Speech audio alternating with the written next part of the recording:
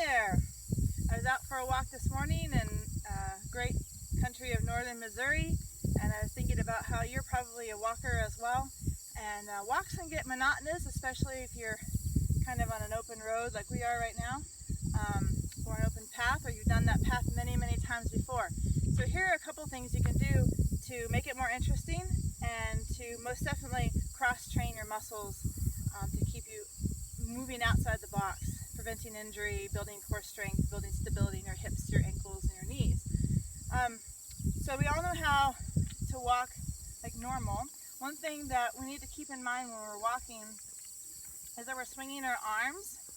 So if you have a tendency to glue your arms down by your sides, make sure that they're moving. And the more you move your arms, in fact, the bigger your stance will be. So that's a starter point. But one thing you can do that most people don't ever think of is to turn around and walk backwards. And you still want to swing your arms, unless you're a little bit more cautious. You can take smaller steps. But of course, make sure there's nothing right behind you. But as you're walking backwards, you're using a whole different muscle set. You're using your quadriceps in a different way, you're using your hamstrings in a different way, you're using your glutes in a different way. So just walking backwards, it also awakens your mind to think in a different way. So besides forward and backwards, you can also walk sideways. So this is kind of just a side step.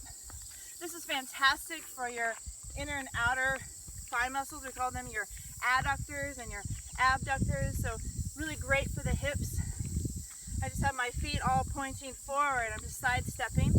Make sure you do it both ways, right? You can, and the lower you go and the wider your steps, the more you're going to work, right?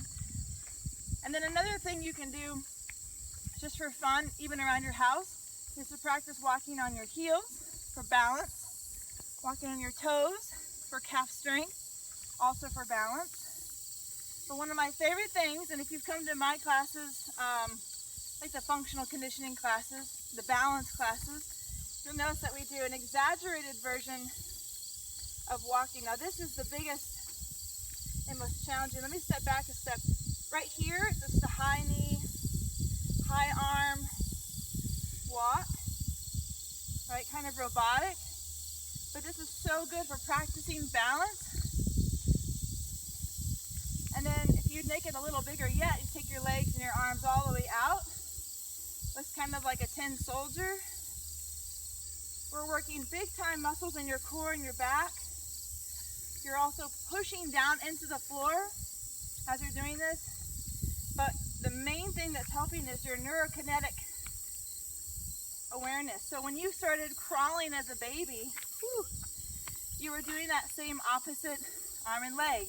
And we bring it right back into a walk, but all of those neurological connections are stitched together just a little bit more. So those are just a couple of things you can do when you're out on your walk.